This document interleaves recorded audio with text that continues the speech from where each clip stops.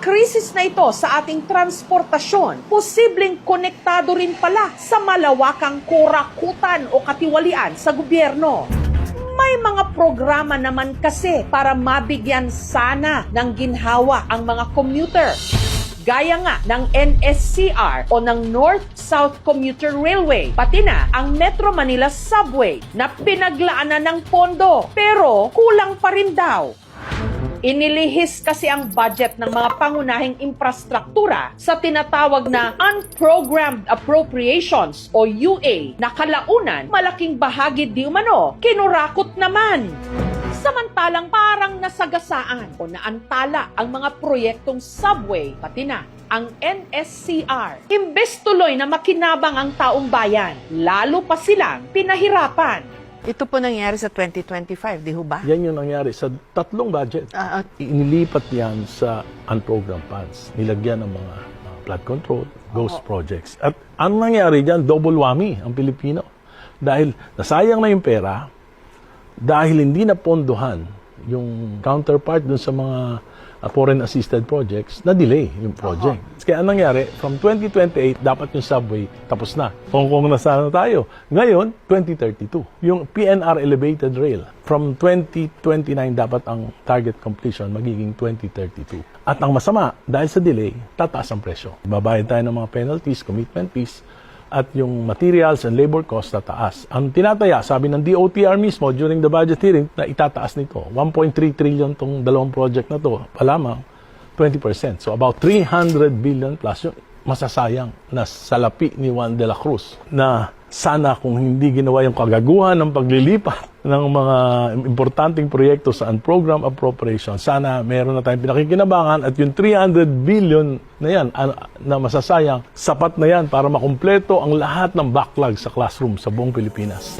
Pero ang 2026 budget, inaalmahan pa rin dahil kasama pa rin yung tinatawag na UA o Unprogrammed Appropriations na sa nakaraan nauuwi sa mga kurakot o katiwalian.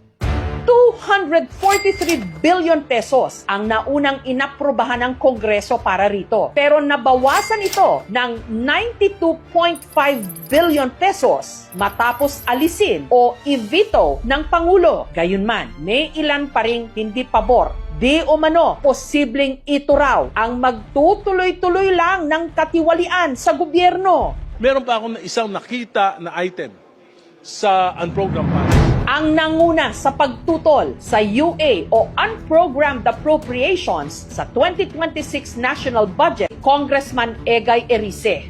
Ayos na sana. Ang tigas ng ulo ng gobyerno Pinasok pa rin yung unprogrammed appropriations na siyang pinagpula ng pinakamalalaking korupsyon. Tawag ko dyan, greatest heist.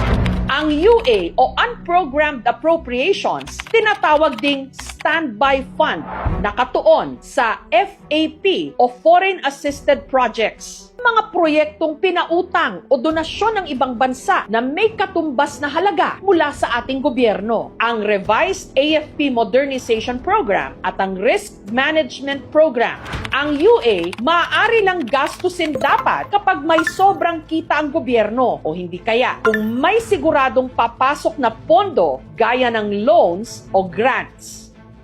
Para mas simpleng maipaliwanag, isipin na lang natin na ang national budget, ating sweldo, ang budget para sa mga inaasahang gastos katulad ng kuryente, renta, tubig at pagkain, kukunin yan sa tinatawag na program appropriations. Pero kung gusto mong bumili ng bagong cellphone at tight ang budget, hindi ito pwedeng ibawas sa programmed appropriations. Mabibili mo lang ito kung meron kang paparating na bonus o ekstrang kita o pera. Ito ang Unprogrammed Appropriations o UA. Ang 150.9 billion na UA sa taong ito, ang pinakamababa raw mula noong 2019. Kung ito total ho natin yung UA from 23, 24, 25 ikang Hunyo, mga ilan ho yun? Malaki. 1.45 trillion lahat. 3 years lang. Wow, so mahigit 1 trillion. 1.45 trillion. Tapos nasagasaan yung mga proyekto na dapat sana mapapakinabangan ng bayan at ng ekonomiya. Yes. Ang inuna, ikahon nyo, ay flood control. Flood control.